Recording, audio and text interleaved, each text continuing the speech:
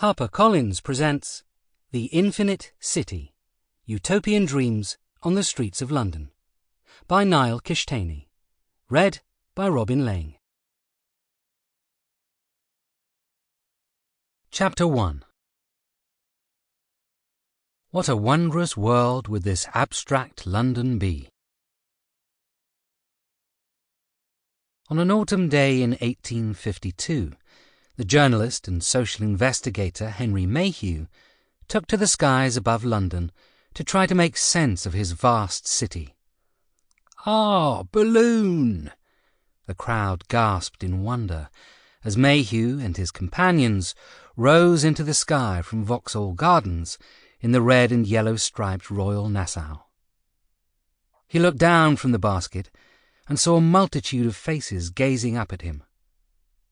Despite his fear of heights, Mayhew had joined the flight to satisfy his craving to contemplate from above the whole expanse of London, the city in which there is more virtue and more iniquity, more wealth and more want huddled together on one vast heap than in any other part of the earth.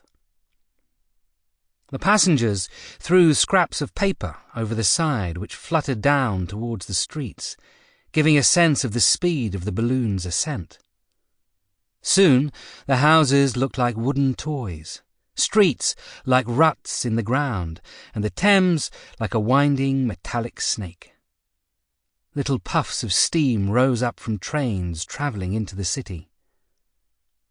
After a few minutes, the earth far below seemed to Mayhew like an endless series of scenes being drawn along under the balloon on a moving screen, the city a specimen that could be coolly examined from a distance, a sequence of palaces, workhouses, prisons, chimneys, steeples, docks, parks, courts, and alleys. For a few fleeting moments, Mayhew was able to escape the whirlpool of London, to see it as a whole, and to consider what it all might mean. By the 18th century, Londoners had become conscious of living in a special kind of place that had a different kind of society from that of the countryside and smaller towns. London had grown from an enclosed medieval city to become a sprawling imperial metropolis, the first world city. Mayhew's investigations helped shape the image of London that followed. He had spent long days exploring the most obscure of the city's districts, interviewed watercress sellers, bone grubbers and mudlarks, and sought out the haunts of beggars and thieves.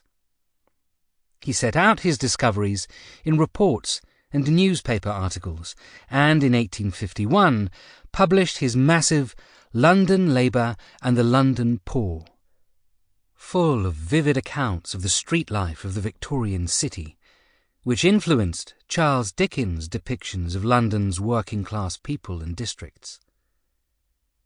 Mayhew thought that all Londoners had the desire to experience the city's hidden depths, to feel exhilarated at the whirling life all around them, but then to somehow find a way of seeing it as a whole, to combine the pieces like the coloured fragments of the kaleidoscope into one harmonious and varied scene.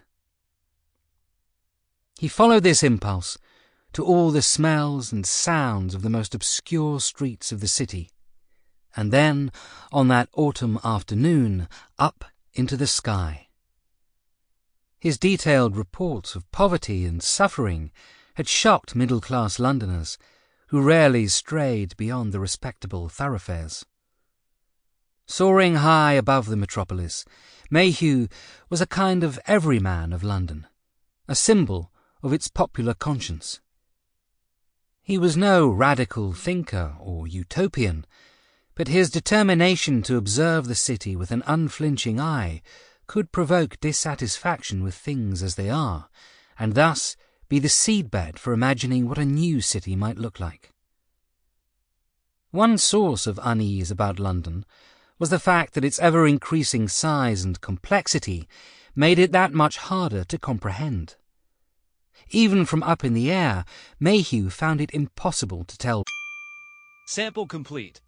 Ready to continue?